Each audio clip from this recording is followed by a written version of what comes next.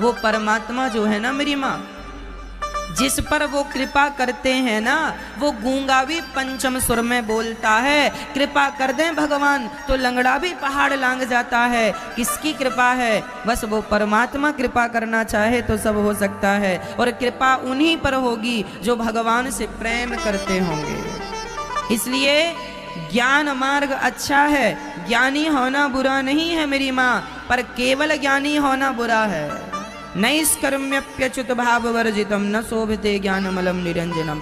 कोरा ज्ञान किसी काम का नहीं। कोरे ज्ञान के लिए कबीरदास जी ने दोहा लिख दिया, पोथी पढ़ पढ़ जग हुआ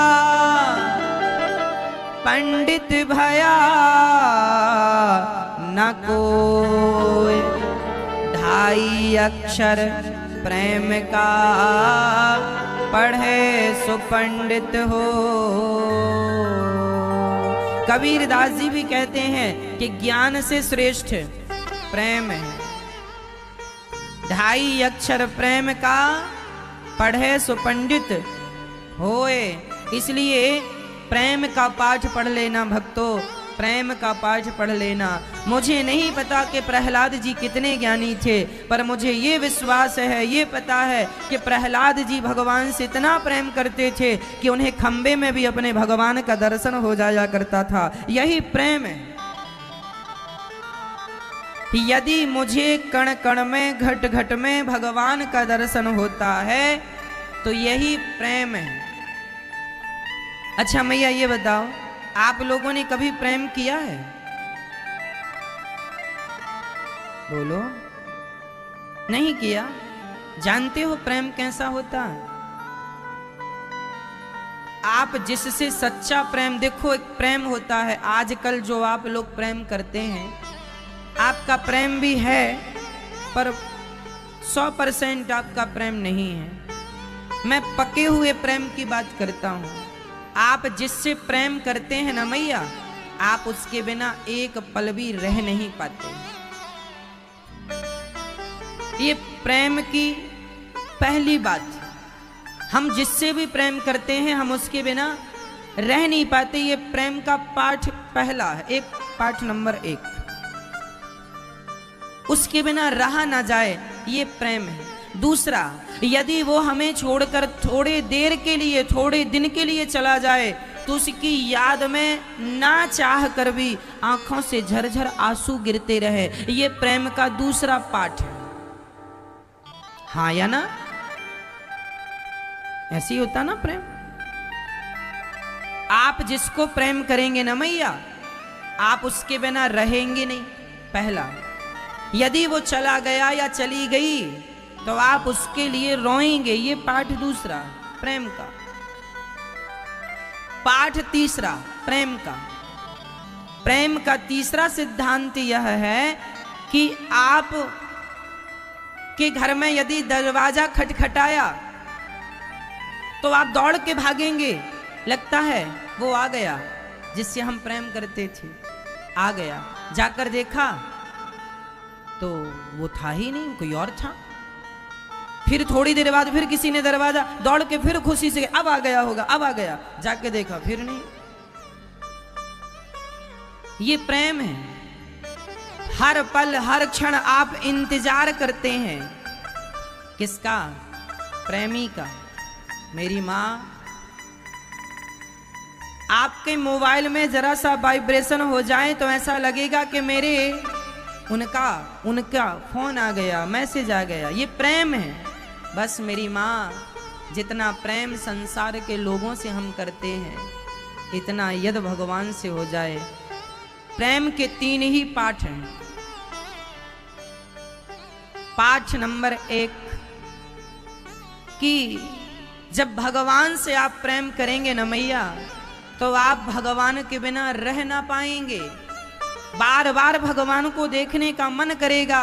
जब बार बार भगवान को देखने का मन करने लग जाए, समझ लेना कि आप प्रेम का पहाड़ा पढ़ने लग गए हैं और पाठ 1 चल रहा है। यदि थोड़ी देर के लिए हम भगवान से दूर हो जाएं तो आंखों में आंसू ना रुकें। ऐसे प्रेम में भगवान के आंसू आए कि जैसे गोपियां रोती हैं, जब गोपियां श्याम सुंदर से दूर हो गई तो श्याम सुंदर को याद कर कर के सारी गोपियां रो रही हैं। उनके आंसू सूखते नहीं हैं, आंखों के आंसू सूखे नहीं भक्तों। जे प्रेम की परिभाषा यही है। सच्ची बताऊं मेरी माँ, आप लोग अभी आप लोगों को प्रेम करना आया नहीं, आप नहीं जानते। हम ये नहीं कहते कि आप प्रेम नहीं जानते, शायद जानते भी हो। आज तो जिस प्रेम का पाठ हम पढ़ा रहे हैं आपको, जो प्रेम की बातें बता रहे हैं, आजकल ऐसा प्रेम करने वाले बहुत कम होते हैं। और ऐसा प्रेम यदि आपने किसी स्त्री से किया, किसी पुरुष से किया, तो उस प्रेम का भी कोई अर्थ नहीं है। पर ऐसा प्रेम भगवान से हो गया तो लिखित मैं दूंगा कि तुम्हें इसी जन्म में तुम्हें भगवान का दर्शन होगा। बस ये प्रेम है, उनके बिना रहा ना जाए। बिहारी जी के बिना आप बताओ भगवान को कितनी बार देखते हैं? आप कितनी बार देखते हैं भगवान को? कितनी बार देखते हैं? बार बार देखा करो। वैसे प्रेम जो होता है ना मैया, ये तो होता है, ये मेरे कहने से नहीं होगा कि मैंने कह दिया और आपको प्रेम हो गया। ये होगा नहीं कहने से, बार बार उन्हें देखने का मन करे, बार बार उनके ध्यान में खोने का मन करे, यही प्रेम है। उनके बिना रहा ना जाए, एक तड़प सी उठे, क्या चला गया। जैसे मछली को पानी से निकाल देने पर वो तड़प जाती है, मर जाती है, बस पानी के बिना वो रह ही नहीं सकती, कोई ऑप्शन नहीं है। उसी तरह जब भगवान के लिए वही तड़प आ जाए कि भगवान के बिना नहीं रह सकते, वो तड़प जिस दिन आ जाएगी, वो तड़प ही भगवान तक पहुंचाएगी, वही भगवान से मिलाएगी। विडंबना तो यह है कि हमारे भीतर वो तड़प नहीं है, वो चाहत नहीं है। हम संसार के लोगों में ही खोए रहते हैं, संसार में ही आसक्त हैं, संसार में ही मस्त हैं। काश हमारी आंखों में भी भगवान के लिए पानी होता, काश हमारी आंखें भी भगवान की याद में रोती। लेकिन ये निकम्मी आंखें संसार के लिए खूब रोती हैं, पर भगवान के लिए रोने को कहो तो भागती हैं। इनमें आंसू ही नहीं है, भगवान के नाम पर आंसू नहीं है, संसार के लिए खूब रोती हैं। क्या कहें, ये आंखें भी तो धोखेबाज हो गई हैं, ये भी संसार के लिए रोती हैं, भगवान के लिए रोती ही नहीं। क्या करें, सब धोखा देते जा रहे हैं। ये शरीर भी बहुत बड़ा धोखा देने वाला है। आप लोग अभी समझ लो, मेरी माँ, बहुत जल्दी आप समझ पाएंगे।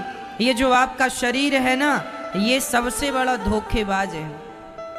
कैसा? एक दिन आपकी आंख धोखा दे देगी आपको, आंखों में कम दिखने लग जाएगा, बंद हो जाएगा, धोखा दे गई। कान धोखा देंगे, सुनाई बंद, अब सुनते ही नहीं, कच्छा नहीं सुनाई पड़ रही है, क्या सुन लेंगे अब। एक दिन ये पांव धोखा दे जाएंगे, ये हाथ धोखा दे जाएगा, और ये जो हमारा दिल दिल दिल दिल दिल दिन रात धड़कता है, धक धक धक धक धक धक दिल धड़कता रहता है, एक दिन ये दिल भी हमारा हमें धोखा देगा। इसलिए कहता हूं, जब तक ये दिल धड़क रहा है तब तक इसे भगवान के नाम पर धड़का लो, भगवान के लिए धड़का लो, नहीं तो एक दिन ये भी धोखा देगा, ये भी रुक जाएगा। सारी गोपियां भगवान की याद में रो रही हैं और उद्धव जी भगवान कह रहे। अच्छा एक बात बताओ, क्या हुआ है? उस बच्चे को आप जरा प्यार से, जरा अच्छे से खिलाओगे ना तो हंसता है, और जरा जोर से डांट दोगे ना तो रोने लग जाता है। कहने का अर्थ यह हुआ कि प्रेम की भाषा तो एक दिन का बच्चा भी समझता है, हाँ या ना? प्रेम की भाषा तो एक दिन का बच्चा भी समझता है। प्रेम से कुत्ते को रोटी डालोगे, पूंछ हिलाकर खाएगा, और जरा सा डांट दोगे तो कुत्ता भी भाग जाएगा। सच बताऊं मैया, प्रेम तो कुत्ता बिल्ली भी जानते हैं, प्रेम की भाषा छोटा सा बच्चा भी जानता है। तो फिर क्या भगवान वस्तु की चाहत रखते हैं? वह भी भक्त से सच्चे प्रेम की कामना करते हैं। मेरा भक्त मुझे कुछ ना दे, केवल प्रेम दे, केवल प्रेम करे, केवल प्रेम। इसलिए रामचरितमानस में लिखा है, उद्धव जी का ज्ञान रूपी वस्त्र कांटों ने उलझा कर फाड़ दिया। मानो ये संकेत था कि जैसे हमने तुम्हारे ज्ञान के दुपट्टे को फाड़ दिया है, ऐसे गोपियां भी तुम्हारे ज्ञान के पहाड़े को फाड़ देंगी, क्योंकि ये प्रेम की नगरी है। जरा संभल करके चलना उद्धव। उद्धव जब मां यशोदा के पास जाते हैं, मां यशोदा बस कृष्ण कृष्ण पुकार रही हैं, मेरा कृष्ण कब आएगा। देखो, इंतजार करना हो तो गोपियों से और मां यशोदा से सीख लो। प्रेम करना है तो मां यशोदा से सीख लो, गोपियों से सीख लो। उद्धव जी जब मां यशोदा का दर्शन करके वहां से गए और गोपियों के पास जब गए, सारी गोपियां भगवान को याद कर रही थी, रो रही थी। एक सखी बोली, अब तो मैं मरने जा रही हूं। दूसरी बोली, कहां मरेगी? बोले, कृष्ण की याद में ही मर जाऊंगी, मुझे मरने के लिए जहर खाने की जरूरत नहीं है, कृष्ण की याद ही पर्याप्त है मेरे प्राणों को निकालने के लिए। जब एक सखी मरने की बात कहने लगी तो दूसरी उसे समझाने लगी, सखी इतना इंतजार किया है, इतना सब्र रखा है, थोड़ा और इंतजार कर। यदि कहा है उसने कि आऊंगा तो आएगा जरूर। एक सखी रोने लग जाती है तो दूसरी उसे समझाने लग जाती है, आशा रख पगली आएंगे, मत रो, कहा है ना आने के लिए, आएगा जरूर। 2 दिन का कहा है, अभी तो नहीं आया। सखी बोली, अब अभी नहीं आया तो जी कर क्या फायदा। दूसरी सखी बोली, तू आज मर गई और आज मरने के बाद आज ही आ गया, फिर इसलिए इंतजार कर। ये प्रेम की परिभाषा है मैया। प्रेमी को इंतजार करना पड़ता है, प्रेम में त्याग करना पड़ता है। प्रेम में इच्छाएं पूरी नहीं होती, बल्कि इच्छाओं को पूरी करने के लिए इंतजार, दर्शन करने का भी इंतजार करना पड़ता है।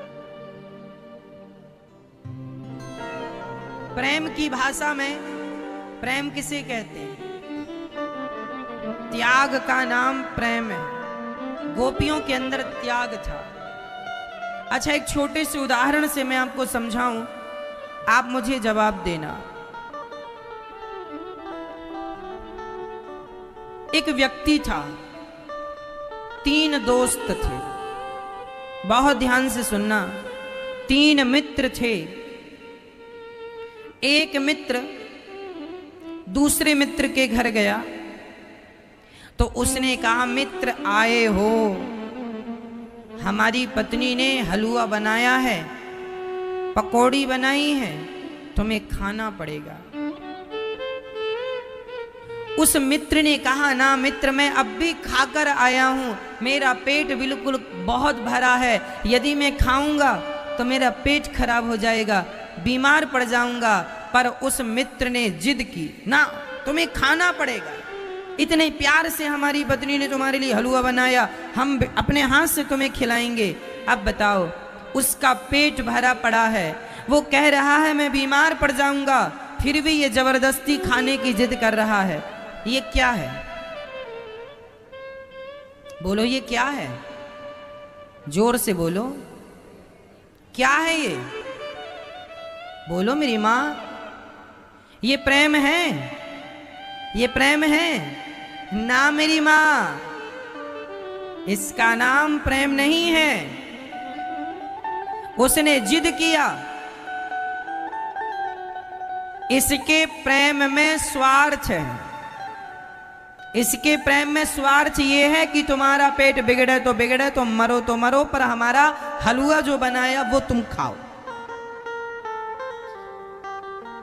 ये प्रेम नहीं है, ये व्यक्ति का स्वार्थ है। और आजकल लोग इसी स्वार्थ को प्रेम का नाम देते हैं। एक्चुअली ये प्रेम की परिभाषा नहीं है। अब वही आदमी, वही मित्र अपने तीसरे मित्र के घर गया, और जब वहां गया तो उसने भी बढ़िया लड्डू और वहां बढ़िया उसने भी भोजन की तैयारी कर रखी, मेरा मित्र आएगा। पर ये जाते ही बोला कि मित्र क्षमा करो, आज मेरा पेट भरा है। उसने तुरंत सहर्ष स्वीकार कर लिया, कोई बात नहीं मित्र, तुम्हारा पेट भरा है, कोई बात नहीं, आज ना सही फिर कभी। कहने का अर्थ ये है कि प्रेम उसे कहते हैं जो अपने प्रेमी की मर्जी में, प्रेमी की इच्छा में अपनी इच्छा को मिला ले। आपकी इच्छा में मैं अपनी इच्छा मिला लूं, इसका नाम प्रेम है। पति की इच्छा में पत्नी अपनी इच्छा मिला ले, इसका नाम प्रेम है। अब पति खाने बैठा है और पत्नी परोसती जाए, अब पति कहे बस कर बहुत खा लिए, नहीं एक और खाना पड़ेगा, अरे पेट फट जाएगा, फट जाए मर जाओ पर खाओ, हमने बनाया बड़ी मेहनत से, खाओ। इसका अर्थ ये है, ये प्रेम नहीं है।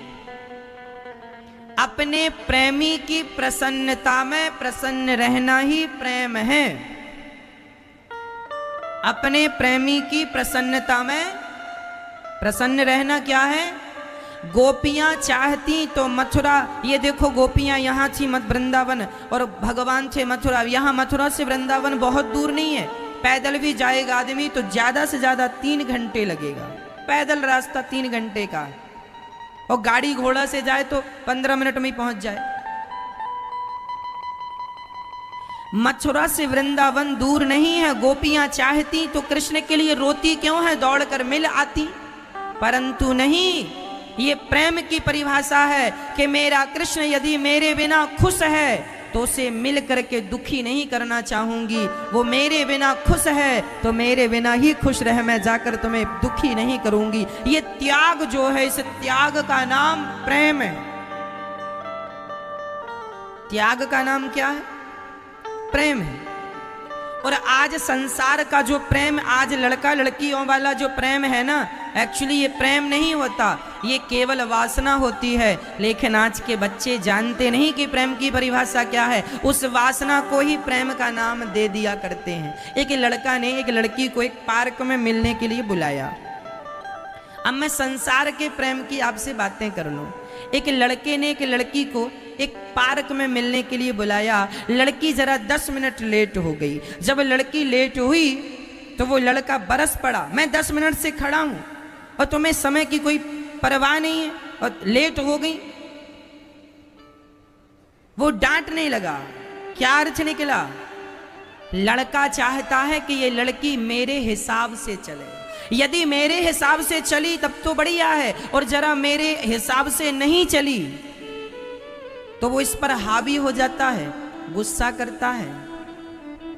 इसका नाम प्रेम नहीं है, इसका नाम स्वार्थ है। तुम उसे अपने हिसाब से चलाना चाहते हो। और प्रेम में ऐसी पाबंदी नहीं है। प्रेम इसे नहीं कहते कि वो हमारे हिसाब से चले, प्रेम कहता है हम उसके हिसाब से चलने लग जाएं, ये प्रेम है। वो हमारे हिसाब से नहीं, हम उसके हिसाब से। समर्पण जहां होगा, त्याग जहां, 2 चीजें याद रख लो। प्रेम में समर्पण होता है। प्रेम में क्या होता है? समर्पण। दूसरा त्याग। लेकिन आजकल के जो युवा बच्चे बच्ची प्रेम करते हैं, ना उनमें समर्पण होता है ना उनमें त्याग होता है।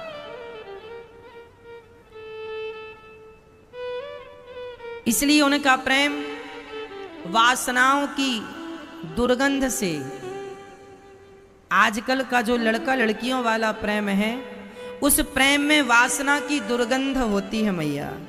क्या होती है? वासना की दुर्गंध। और जहां वासना की दुर्गंध होगी मैया, लिख के रखना, वो प्रेम नहीं होगा। प्रेम तो वासना रहित हुआ करता है। जैसे गोपियों का प्रेम था, कोई वासना नहीं थी। कृष्ण छोड़कर चले गए। कितने साल के लिए गए हैं जरा बताओ? पूरे 100 साल के लिए। कितने वर्ष के लिए गए हैं भगवान? पूरे 100 साल के लिए गए। संसार का कोई आदमी रोएगा तो महीने भर रोएगा, 2 महीने रोएगा, साल रोएगा, फिर अपने ढंग से जीने लग जाएगा। पर गोपियां कहती हैं 100 साल क्या, 100 जन्म भी रोना पड़े तो हम कृष्ण के लिए ही रोएंगे। ये प्रेम है। और 100 साल तक कृष्ण के इंतजार में रोती रही, दूसरा ऑप्शन नहीं है।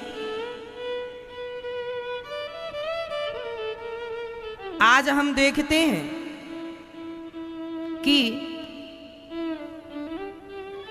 एक लड़का एक लड़की प्यार करते थे, दोनों ने वादा किया था शादी करेंगे, पर दोनों के माँ बाप ने समझा बुझा कर दोनों की अलग अलग शादी कर दी। लड़की की किसी और लड़के से, लड़के का उसके माँ बाप ने किसी और लड़की से शादी कर दी। दोनों धीरे धीरे 1 माह तक तो उनकी गृहस्थी जरा ठीक नहीं चली, पर रहते रहते फिर दोनों अपनी अपनी जगह खुश हो गए। वो लड़की भी अपने पति से खुश, ये पुरुष भी अपनी पत्नी से खुश। क्या अर्थ निकला? आज संसार में ऐसा ही तो होता है ना मैया।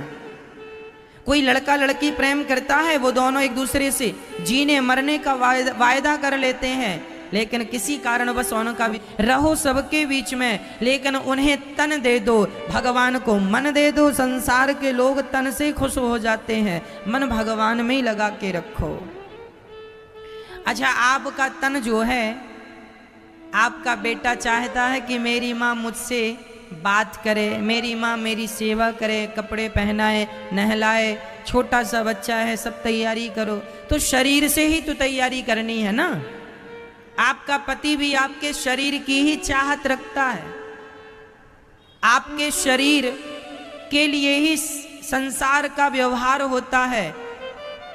आपके मन से किसी को कोई लेना देना नहीं है। एक्चुअली आपका मन तो खाली पड़ा है, लेकिन आप जबरदस्ती लगाए जा रही हो, लगाए जा रही हो, लगाए जा रही हो बेटा में। बेटा चाहते नहीं है कि मम्मी मन लगाए, बेटा तो ये चाहता है माँ हमारी सेवा करे, तुम करती रहो शरीर से। तुम्हारे मन से तुम्हारे बेटे को क्या लेना देना बताओ? और तुम्हारे मन से तुम्हारे पति को भी कोई लेना देना नहीं है, वो भी तुम्हारे शरीर का ही भूखा है। ना तुम्हारे मन से तुम्हें पति का कुछ लेना देना, ना तुम्हारे मन से तुम्हारे बच्चों को कोई लेना देना। मन ऑलरेडी आपका खाली है, लेकिन जबरदस्ती बच्चों में चिपकाए पड़ी हो। मन चिपकता नहीं, फिर भी लगाए पड़ी हो, लगाई पड़ी हो पति में, पत्नी में, बेटा बेटी। काहे लगाए रही हो मेरी माँ? वो मन भगवान में लगा लो, कल्याण हो जाएगा। शरीर संसार के लिए है, मन भगवान में लगाओ। आपके मन की संसार के लोगों को कोई जरूरत नहीं है, आप फिर भी लगाए हैं, तो वो आपकी नासमझी और मूर्खता है। हम क्या करें? क्या मतलब है तुम्हारे मन का संसार में लगाने से? क्या होगा? काहे लगाई हो? क्यों लगाए हो? मन भगवान में लगाओ। शरीर मेरा जहां है रहे, मैं शरीर से जमाने में रहूं, मैं शरीर से अमेरिका में रहूं, पर मन से वृंदावन में बिहारी जी के चरणों में रहूं। क्या बिगड़ेगा मेरा? मन मेरा सदा बिहारी जी के चरणों में होना चाहिए। शरीर जमाने में हो, कोई फर्क। और प्रधानता शरीर की नहीं है मेरी माँ, प्रधानता तन की नहीं है, प्रधानता मन की है। आपका तन कहाँ है कोई फर्क नहीं पड़ता, आपका मन कहाँ है बहुत फर्क पड़ता है। एक गांव से 2 मित्र चले, दोनों वृंदावन आने के लिए चले। बिल्कुल सच्ची घटना आपको सुना रहा हूं। एक गांव से 2 मित्र, बहुत लंगोटिया यार, दोनों मित्र चले और वह वृंदावन बिहारी जी का दर्शन करने आने वाले थे। रास्ता लंबा था, चल पड़े, पूरा दिन चले। शाम को कहीं विश्राम किया, दोनों ने साथ में खाया, दोनों साथ में सोए, दोनों साथ में जागे, और फिर दूसरे दिन यात्रा पर चले। फिर साथ में रहे, साथ में ही चले, साथ में ही खाए, सब कुछ साथ में। लेकिन जब वो दोनों मित्र वृंदावन से पास में ही मथुरा के पास कोई गांव में एक नाचने वाली कोई वैश्या नाच रही थी उस गांव में, और मौसम जरा बारिश का था, वहां पांडाल इत्यादि की व्यवस्था थी, मौसम जरा सर्दी का था, ठंडक थी, पानी गिरा तो ठंडा था।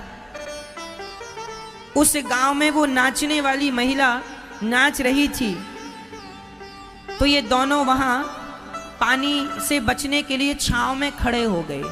खड़े हुए तो वहां वैश्या नाच रही थी, दोनों के कान में उसकी घुंघरू पड़ी, सुर पड़ा, दोनों ने पलट कर देखा, बड़ी सुंदर स्त्री नाच रही है। दोनों बैठ गए। दोनों में से एक ने कहा, सुनो, अब चलना चाहिए, यदि हम जल्दी चलेंगे तो हमें बिहारी जी की मंगला आरती का दर्शन हो जाएगा। अब पास में ही तो आ गए हैं, है ना, जल्दी चलें, यमुना जी नहाएंगे और जल्दी से मंगला आरती का दर्शन कर लेंगे। सवेरे की आरती, 4 बजे की आरती देख लेंगे, 4:30 बजे तक। अच्छा, एक बोला चलो दर्शन करने बिहारी जी का, पास में ही है, थोड़ा और चलते हैं। दूसरे ने कहा देखो कितना बढ़िया नाच रही है, अब आ ही गए हैं, देख लेंगे, आज यहीं रह जाते हैं, मौसम भी खराब है, आज यहीं रह लेते हैं, सवेरे होगा चले चलेंगे, कल की मंगल आरती का दर्शन कर लेंगे। उसने कहा ना, मैं तो भगवान के लिए आया हूं, तो भगवान का दर्शन करने जाऊंगा, तू यहां क्यों रुकेगा, ये नाच रही है, अरे देख कितना बढ़िया नाच रही है, जरा देख लें, आंखों को अच्छा लग रहा है। वो एक बच्चा, एक आदमी वहां रुक गया, एक मित्र रुक गया, दूसरे का मन नहीं माना और दूसरा चल पड़ा। वो चला, चलता चलता चलता चलता वो यमुना जी आया, यमुना जी में नहाया, स्नान किया, और सवेरे मंगला आरती में वो बिहारी जी आ गया। अब वो बिहारी जी के सामने खड़ा है, एक बार बिहारी जी को देखा, उसे बहुत अच्छा लगा, लेकिन फिर सोचने लगा वो अपने मित्र के बारे में, मेरा मित्र कितना बढ़िया ठीक रुक गया था, मैं ठिठुरता हुआ आ गया, वो बढ़िया मौज से वहां देख रहा था, बढ़िया नाच गाना, मैं भी रुक लेता, क्या बिगड़ जाता, कल दर्शन कर लेता।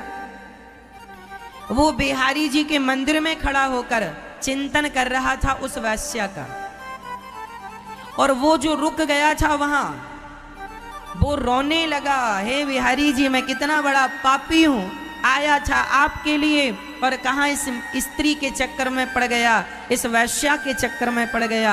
हे बिहारी जी, मेरा मित्र कितना अच्छा है कि वो आपका दर्शन कर रहा होगा, वो आपको देख रहा होगा, और मैं इतना अभागा हूं कि मैं यहीं रुक गया, और वो वैश्या के पास रहकर बिहारी जी का चिंतन कर रहा था, और ये बिहारी जी के पास रहकर उस वैश्या का चिंतन कर रहा था।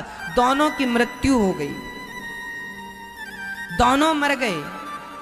तो जो बिहारी जी के मंदिर में था वो नरक गया, और जो वैश्या के पास था वह भगवान के धाम को चला गया। प्रश्न खड़ा हुआ, प्रभु ये कैसा कानून है आपका, ये बिहारी जी का दर्शन किया, ये नरक क्यों गया?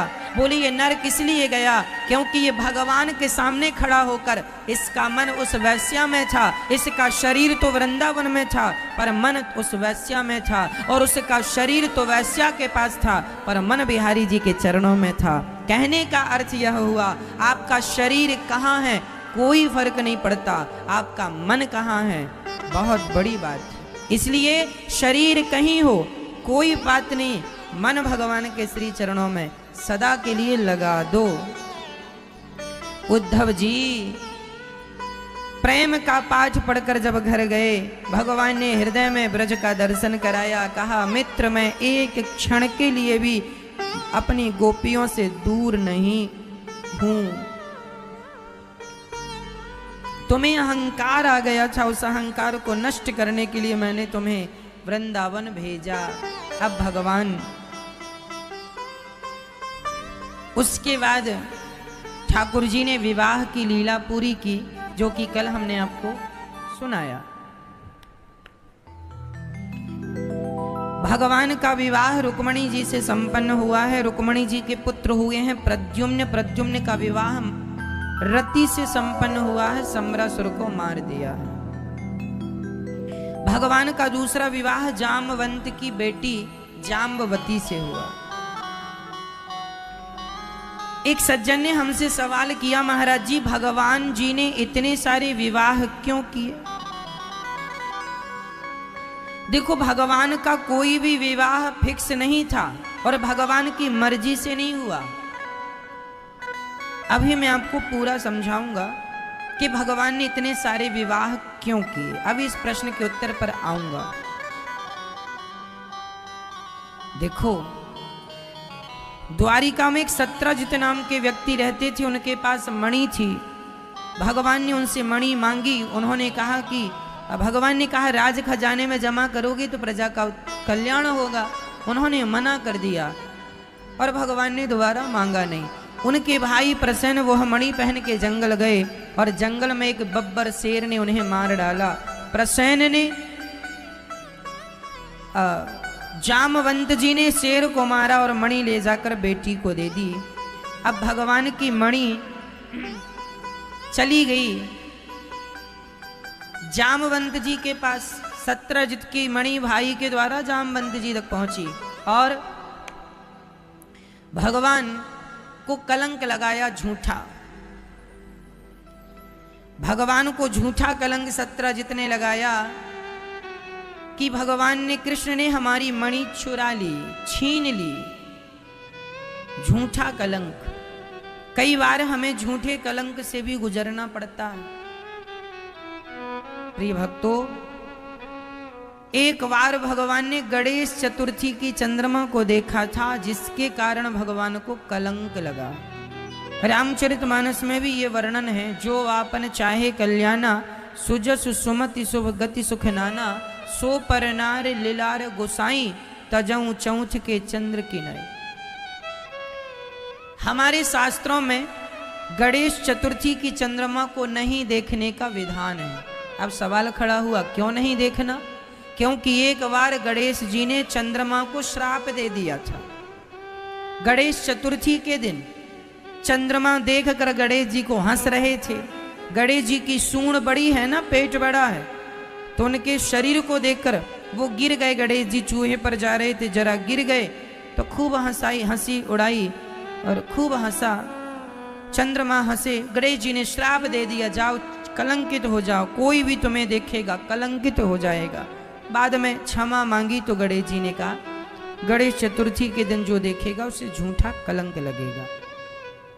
तब से लेकर आज तक जब भी गणेश चतुर्थी की चंद्रमा को देखो तो एक छोटा सा पत्थर चंद्रमा की तरफ फेंक दो तो पाप से मुक्ति मिल जाती है।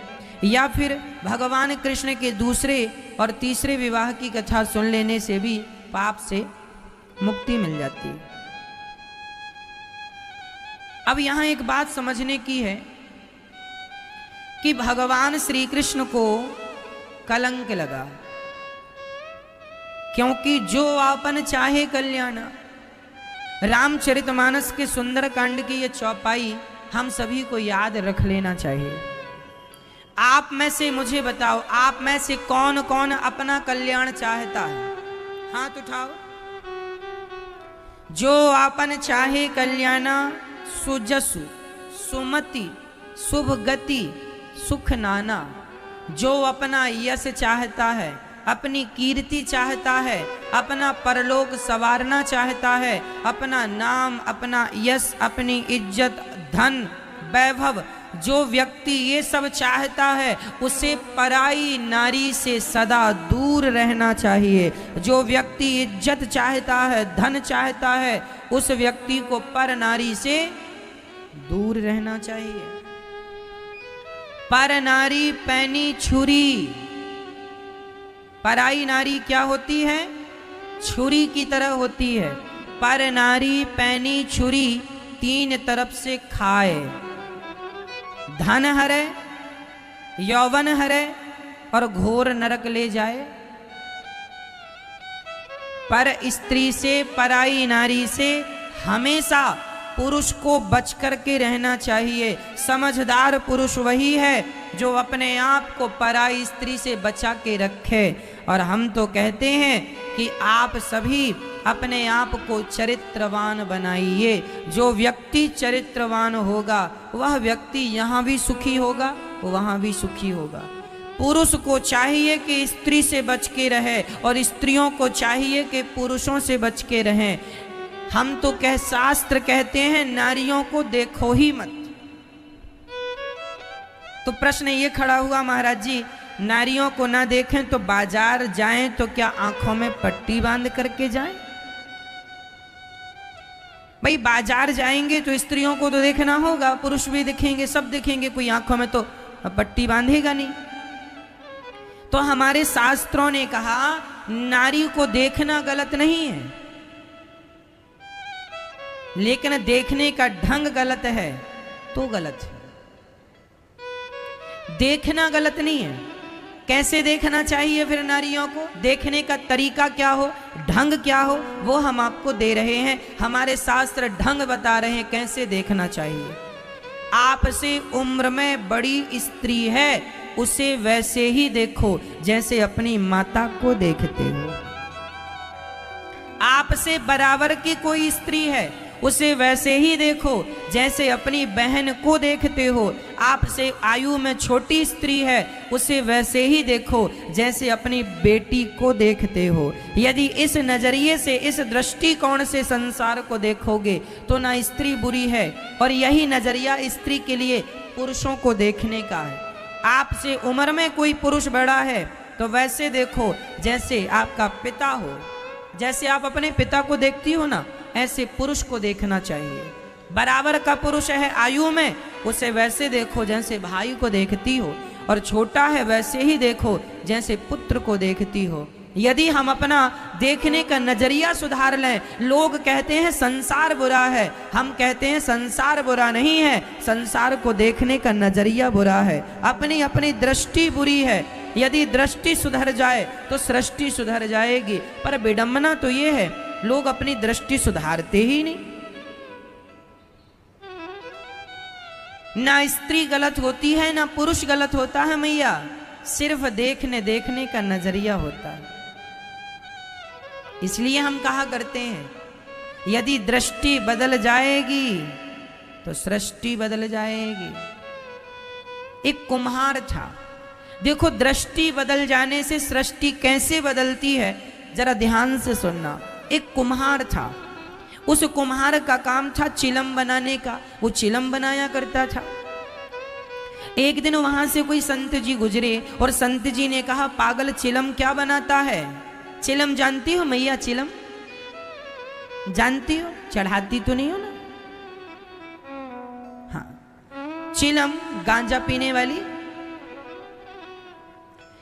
एक कुम्हार था, चिलम बनाने का काम था। एक महात्मा जी ने कहा कि तू घड़ा क्यों नहीं बनाता, गर्मी का समय आने वाला है, घड़ा बनाएगा, अच्छे पैसे मिलेंगे और खूब पैसा कमा सकेगा। उस व्यक्ति ने जो माटी चिलम बनाने के लिए रखी थी ना माँ, उसी माटी से, उसी मिट्टी से उसने घड़े बना दिए। जब घड़ा उसने बनाया, सुखाया, पकाया तो बाजार में बेचा। कोई संत उस घड़े को खरीदते हैं और संत ने अपनी कुटिया के बाहर भरकर पानी रख दिया। जो भी राहगीर जाता उस प्याऊ से पानी पीता, और एक संत जी ने तो पानी पीते हुए कहा वाह कितना शीतल जल है, कितना ठंडा जल है। जब उसने घड़े की प्रशंसा की, वाह घड़ा, तो घड़ा होकर भी हम मनुष्यों को शीतलता प्रदान करता है। तब उस घड़े की माटी से आवाज आ गई, उस घड़े की मिट्टी ने धन्यवाद दिया, अरे कुम्हार तेरा बहुत बहुत धन्यवाद। तो किसी ने मिट्टी से कहा तू कुम्हार को धन्यवाद क्यों देती है? उस मिट्टी ने कहा कि कुम्हार ने यदि मुझे चिलम बना दिया होता तो चिलम मैं भी जलती और जो मुझे पीता वह भी जलता, पर तूने कुम्हार मुझे घड़ा बना दिया, मैं भी ठंडा हूँ, जो इसका पानी पी रहा है वह भी शीतलता को प्राप्त हो रहा है। तेरे विचार बदले, मेरी जिंदगी बदल गई, तेरी दृष्टि बदली। कुम्हार की दृष्टि ही तो बदली कि उसने चिलम बनाने की जगह उसने घड़ा बनाना, ये दृष्टि चिलम की दृष्टि हटाकर उसने घड़े की सृष्टि कर दी। और जब उसी माटी से उसने चिलम की जगह घड़ा बनाया, जब इसकी दृष्टि बदली, जब इसका दृष्टिकोण बदला, तो माटी का जीवन बदल गया। कहाँ वो चिलम बन जाती, कहाँ वो खुद जलती औरों को जलाती, पर कहाँ वो घड़ा बनकर खुद ठंडी होकर औरों को ठंडक प्रदान कर रही है। ये कब संभव हुआ? जब आपकी दृष्टि बदलेगी, तब आपकी सृष्टि बदल जाएगी। एक बात बताऊं मेरी माँ, आप अपनी सास को बदल सकती हो, क्या संभव है? नहीं। आप अपने पति को बदल सकती हो, क्या संभव है? नहीं। आप जमाने को बदल सकते हैं, क्या संभव है? नहीं। जमाने को आप बदल सकते हैं कि नहीं? सास को बदल सकते हैं कि नहीं? पति को बदल सकते हैं कि नहीं? पुत्र को बदल सकते हैं कि नहीं? ये संभव नहीं है। लेकिन ये संभव है कि हम अपने आप को बदल सकते हैं। और जिस दिन आपने अपने आप को बदल दिया, अपने विचारों को बदल दिया, उस दिन आप देखेंगे कि सब कुछ बदला हुआ दिखाई पड़ेगा। जब मैं अपने आप को बदलता हूं तो सब बदल जाता है। मैं अपने आप को नहीं बदलूंगा तो मैं आपको कैसे बदल सकता हूं? आपको बदलने के लिए पहले मुझे अपने आप को बदलना होगा। मैया जी, पहले किसे बदलना होगा? अपने आप। इसलिए हमें किसी को बदलने की जरूरत नहीं है। बदलाव यदि देखना है तो पहले खुद के भीतर बदलाव महसूस कीजिए। यदि बदलना है, याद रखना मेरी माँ, संसार को वही बदल सकता है जो स्वयं को बदल सकता है। जो स्वयं नहीं बदल सकता वो संसार को कभी नहीं बदल सकता। पहली शुरुआत हमसे होनी होगी, हमसे होनी चाहिए। परिवर्तन आपसे शुरू नहीं होगा, परिवर्तन हमसे होगा। इसलिए कसम खा लो कि हम अपने आप को बदलेंगे, अपने गंदे विचारों को डिलीट करेंगे, अच्छे विचारों के साथ, अच्छी ऊर्जा के साथ, अच्छी एनर्जी के साथ, प्रसन्न चित्त। हम हमेशा दुखी नहीं रहेंगे, हम हमेशा प्रसन्न रहेंगे। विचार बदलो, अपने आप को बदलो, अपनी सोच बदलो, अपनी मानसिकता बदलो, अपने देखने का ढंग, अपने सोचने का ढंग सब बदलो। जिस दिन आपने अपने आप को पूर्ण रूप से बदल दिया, उस दिन आप जिसको पकड़ लोगे वो बदल जाएगा। शुरुआत हमसे करनी होगी, स्वयं से करनी होगी। बताओ मैया, इस संसार में कौन बुरा है? लड़का बुरा है, लड़की बुरी है, स्त्री बुरी, पुरुष बुरा, कौन बुरा है? लोग कहते हैं महाराज जी जमाना बुरा है। तो जरा पूछो इन लोगों से कि जमाना यदि बुरा है तो ये बताओ कि जमाने से तुम हो या तुमसे जमाना है? बताओ, जमाने से हम हैं या हमसे जमाना है? बोलो बोलो, जमाने से हम हैं या हमसे जमाना है? जल्दी बोलो बोलो। जमाने से हम नहीं है मैया, जमाने से हम नहीं है, हमसे। लोग कहते हैं जमाना बुरा है। भाई जमाना भी तुमसे ही है। तुम अच्छे होगे तो जमाना भी अच्छा होगा, क्योंकि जमाना भी तुमसे ही तो है। तुम बुरे हो तो जमाना बुरा है, तुम अच्छे हो तो जमाना अच्छा है। इसलिए बदलाव हमसे होना चाहिए, परिवर्तन हमसे होना चाहिए, शुरुआत हमसे हो। बुरा जो देखन मैं चला, बुरा न मिलिया कोई, जो दिल खोजा आपुना, हमसे बुरा न कोई। हम ही बुरे थे पर जमाने भर में गाते रहे तुम बुरे हो, तुम बुरे हो। कोई बुरा नहीं, हम बुरे। प्रिय भक्तों, अपना कल्याण चाहते हो तो पर नारी का त्याग कर दो। किसका त्याग कर दो? पर नारी, पर पुरुष। स्त्रियां अपने पति के सिवा किसी पुरुष को ना देखें। पुरुष अपनी पत्नी के सिवा किसी स्त्री को ना देखे, देखे तो वैसे ही जैसे अपने माँ को देखता है, बहन को देखता है, बेटी को वैसे देख। सोच अच्छी हो, विचार अच्छे हो, संस्कार अच्छे हो मैया।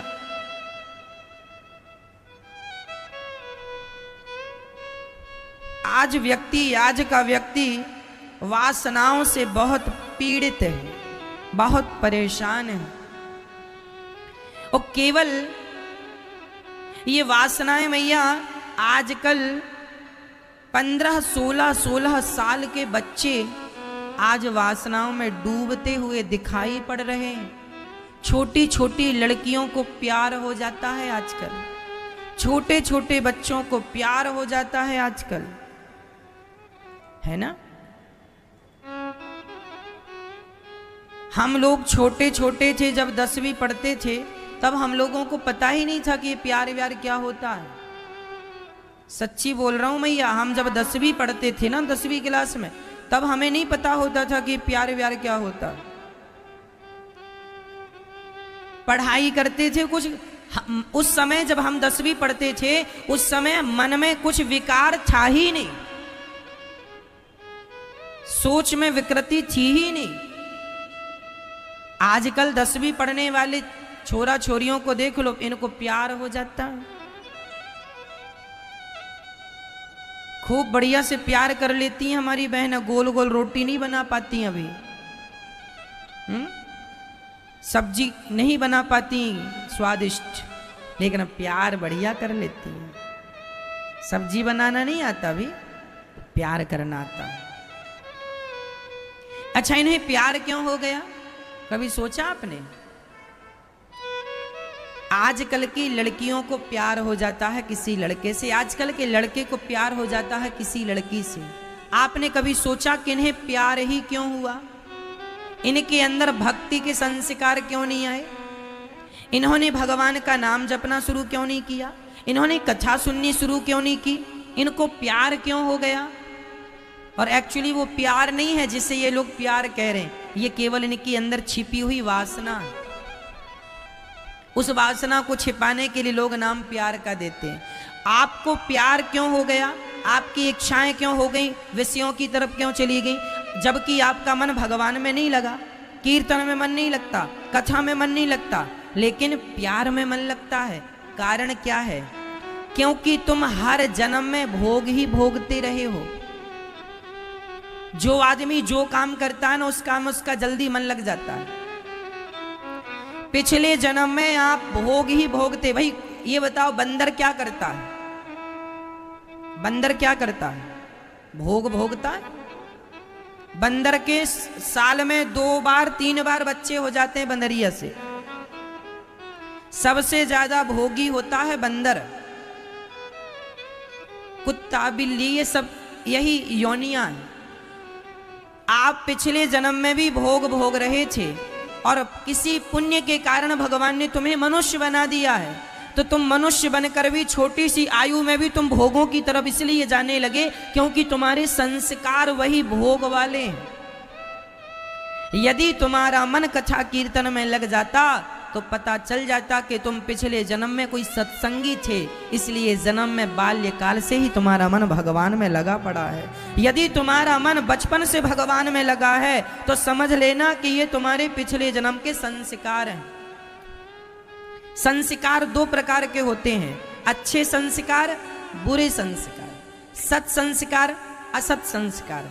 मैं सामान्य भाषा में कहूं, अच्छे संस्कार और बुरे संस्कार। यदि आप पिछले जन्म में गलत काम करते थे तो इस जन्म में भी आप पैदा होते ही होश संभालते ही गलत ही करोगे। और पिछले जन्म में यदि आप अच्छे संस्कार में थे, अच्छे लोगों में थे, तो इस जन्म में भी आप संत संगत करेंगे, कथा सुनेंगे, कीर्तन करेंगे, अच्छा सोचेंगे, अच्छा करेंगे, क्योंकि आपके पिछले जन्म का संस्कार है ना।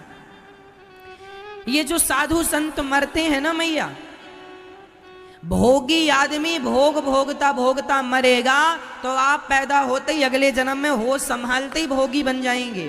और यदि कोई साधु संत भगवान का नाम लेता लेता मर जाएगा तो वो होश संभालते ही बहुत बड़ा साधु और संत बन जाएगा, बहुत बड़ा भक्त बन जाएगा, भगवान को पाने के लिए बढ़ेगा। अब आप देख लो कि आपके संस्कार क्या है। इस जन्म में जो आपके संस्कार हैं वही चीज आपके पिछले जन्म में थी। भोगी भोगी ही बनेगा और योगी योगी ही बनेगा। इसलिए बच्चों को कहो कि कथा सुना करें। कई बार ऐसा भी होता है मैया कि मेरे पिछले जन्म के संस्कार बुरे थे, माना कि मेरे पिछले जन्म के संस्कार बुरे थे, मैं बहुत भोगी हूं, लेकिन इस जन्म में अच्छी संगत मिलने के कारण मेरे वो पुराने संस्कार नष्ट होके मेरे अंदर भक्ति का दिया जल जाएगा और मैं इस जन्म में भक्ति के पथ पर चल पड़ूंगा। और इस जन्म में चल पड़ा तो फिर मेरे आगे के सभी जन्म सफल हो जाएंगे। और अभी भी भक्ति का दिया नहीं जला, अभी भी मेरे अंदर ज्ञान का दिया नहीं जला, तो फिर अब जलने की संभावना नहीं है, क्योंकि इसके बाद तो फिर 84 का चक्र आएगा, फिर नाली का कीड़ा बनो, फिर कुत्ता बिल्ली बनो, फिर वही भोग योनियां तुम्हें मिले। ये जो तुम भोग भोग रहे हो ये केवल मनुष्य के शरीर में नहीं मिलता मैया, हर योनि में भोग मिलता है।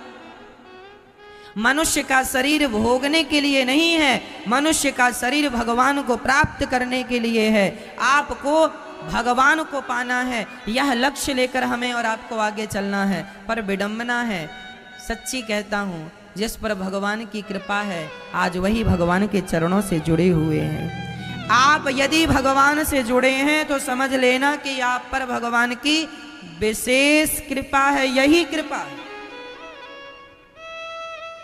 नहीं तो आज भी लोग उल्टे सीधे काम कर रहे हैं।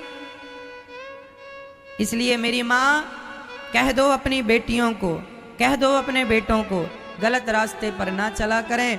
गलत रास्ते पर चलने का परिणाम गलत है, आज ना सही कल उन्हें भोगना पड़ेगा और वह रास्ता सीधा नरक लेकर के जाएगा। कबीरदास जी लिखे हैं, जरा सुनिएगा। कामी कामी क्रोधी लालची इनसो भक्ति न होए, भक्ति करे कोई सूरमा जाति वर्ण कुल खोए। कामी क्रोधी लालची, कामी और क्रोधी और लोभी और लालची, इन लोगों से भक्ति नहीं होगी। यदि भक्ति करना है, भगवान को पाना है, तो सबसे मन को हटाकर केवल भगवान में मन लगाना होगा। यदि लगा सकते हो तो फिर भक्ति के रास्ते पे आगे चलो। यहाँ सुख है, सुकून है, आनंद है। वासनाएं आदमी को सारा दिन सारी रात जलाती है। घुट घुट के मरना है तो विषय वासना में थोड़ा सा सुख मिल जाएगा, क्षण भंगुर, थोड़ी सी देर का। लेकिन बताओ, 3 घंटे आप कथा सुन रहे हैं, ये 3 घंटे जो कथा में सुख आप पा रहे हैं, क्या ये 3 घंटे का कंटिन्यू कोई भी विषय संसार का कोई भी सुख मिल सकता है? किसी चीज में 3 घंटा कंटिन्यू ना आप 3 घंटा खा सकते हैं, ना 3 घंटा कंटिन्यू आप भोग सकते हैं। संसार का कोई भी सुख आप कंटिन्यू 3 घंटे तक नहीं उठा सकते, लेकिन 3 घंटे भगवान की कथा का सुख पूरा उठा सकते। इसलिए ये सुख उस सुख की अपेक्षा कई गुना श्रेष्ठ है, कई गुना, करोड़ों गुना श्रेष्ठ है। लेकिन क्या करें, ये विषयों की खुजली ऐसी उठती है, मानता नहीं है व्यक्ति, फिर चला जाता है। इसलिए कहता हूं, मन को समझाओ और मन को पूर्ण रूप से भगवान में समर्पित कर दो। जब समर्पण हो जाएगा, एक बात बताऊं मैया, गेहूं का दाना जरा सा पानी मिलने पर अंकुरित हो जाता है। गेहूं का